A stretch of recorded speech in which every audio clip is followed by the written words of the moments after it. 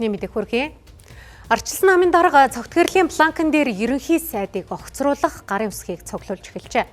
За гэхдээ улсын хурлын зарим гишүүн дэд сайд нарынхаа томилгоог буцаасан тохиолдолд заавал засгийн газрын тогтвортой байдлыг ганхуулах асуудлыг хүндэх шаардлагагүй гэсэн байр суурьтай. Харин сөрөг хүчний гишүүд засгийн газартаа 8 хийгээгүй гэдгийг сануулж төсвийн зардлаа танах чиглэлд дөрвөлтөө шийдвэр гаргах ёстой гэж мэдээллээ. Засгийн газартаа бид нар 8 хийгээгүй шүү дээ. Хямдраад байгаа юм яагаад 16-аас 4 болгоод л тий.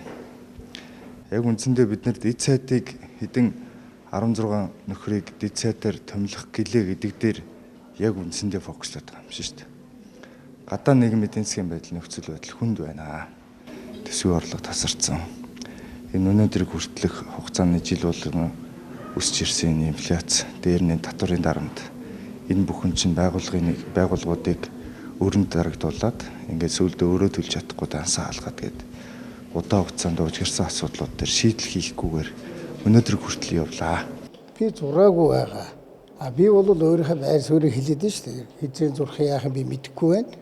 Энд нэгэн зураал нөгөөх нь зуруулаад шаардуулаалгүй ингээд хэрэг ямар шаардлага байна.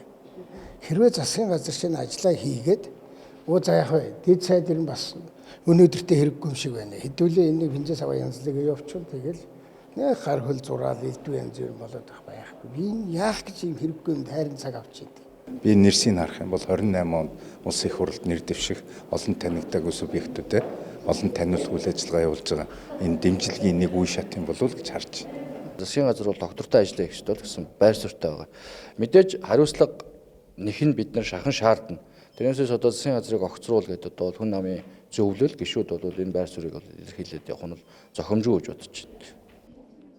За ийхүү намын төлөөллүүдийн зүгээс засгийн газрын доктортой байдал болоод дэд сайдуудын томилгоо тойрсон сэдвүүдээр байр суурьудаа илэрхийллээ. За засагт хамтарч байгаа намуудын хувьд доктортой ажиллах ёстой гэдэг байр суурьтай байгаа бол сөрөг хүчнийхний зүгээс тодорхой шийдвэр гарна гэсэн хүлээлтийн байдалтай байна.